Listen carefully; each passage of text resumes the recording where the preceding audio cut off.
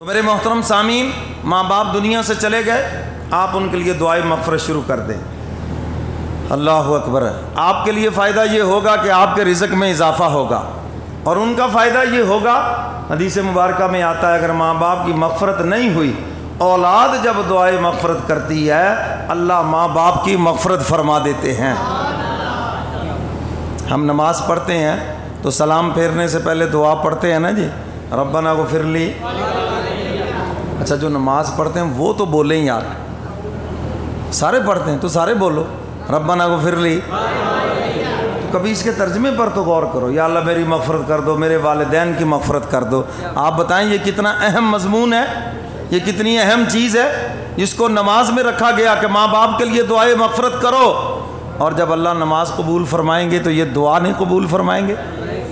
فرمائیں گے تمہاری بھی مغفرت، تمہارے والدین کی مغفرت۔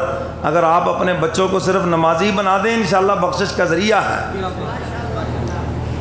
تو میرے محترم سامعین، حدیث مبارکہ میں آتا ہے اگر ماں باپ کی زندگی میں صحیح معنوں میں خدمت نہ کر سکا اور مرنے کے بعد احساس ہوا، فرمایا آج سے ان کے لیے دعائے مغفرت شروع کر دے، ان کی طرف سے اللہ سے معافیاں مانگنا شروع کر دے، اللہ اس بچے کو ماں باپ کے فرما برداروں کی لسٹ میں لکھ دیں گے۔ قیامت کے دن یہ ماں باپ کے فرما برداروں میں اٹھے گا، کیونکہ اس نے اپنے والدین کے لیے دعائے مغفرت شروع کر دی۔ اور جب ماں باپ کو برزخ میں اعلیٰ مقام ملیں گے اولاد کے دعا کی وجہ سے اور ان کے ایصال ثواب کی وجہ سے، صدقہ خیرات کی وجہ سے، یقینی بات ہے کہ وہ ان سے خوش ہو جائیں گے کہ ہمارے بچوں نے بچے ہونے کا حق ادا کر دیا۔ تو میرے محترم سامعین، اللہ کے نبی نے بد دعا فرمائی کہ ماں باپ ہوں اور پھر وہ ان کی خدمت کر کے جنت حاصل نہ کر سکے، وہ بھی ہلاک و برباد ہو جائے۔ اور تیسری بد دعا فرمائی، حضور علیہ الصلاۃ والسلام تیسری سیڑھی پہ قدم رکھا، فرمایا ہلاک ہو جائے، برباد ہو جائے وہ بندہ جس کے سامنے میرا نام لیا جائے اور وہ پھر میرے اوپر درود نہ پڑے۔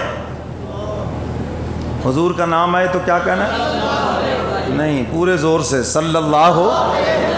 اگر سے روزہ لگا ہے، میں بھی تو بول رہا ہوں اتنی دیر سے، تو آپ نے تو ایک دو مرتبہ ہی بولنا ہے صلی اللہ ہو۔ 10 نیکیاں ملیں گی، 10 گناہ معاف ہوں گے، اور جنت میں 10 درجے بھی بلند ہو جائیں گے۔ فائدہ بھی اپنا ہے۔ حضور نے فرمایا سب سے بڑا بخیل انسان وہ ہے جس کے سامنے میرا نام لیا جائے پھر بھی میرے اوپر درود نہ پڑے۔ تو اس لیے حضور کا نام آئے تو کیا کہنا میں صلی اللہ علیہ وسلم۔ اور حدیث مبارکہ میں آتا ہے جب تم دور بیٹھ کے درود پڑھتے ہو تو فرشتوں کی ڈیوٹی لگی ہے کہ وہ درود مجھ تک پہنچا دیتے ہیں۔ ہم یہاں پڑھ رہے ہیں تو فرشتے لے کے جا رہے ہیں۔ اور فرمایا جب تم میرے روضہ رسول پہ آؤ، اللہ اکبر، جب یہاں آ کے درود پڑھو گے تو میں خود سن لیتا ہوں۔ اللہ ہم سب کو لے جائے اور وہاں جا کر درود ہی پڑھنا۔ یہ جو 27ویں رات گند کیا ہے نا، وہاں پر ایسے کرتوت نہ کرنا اور شرم سے سر جھک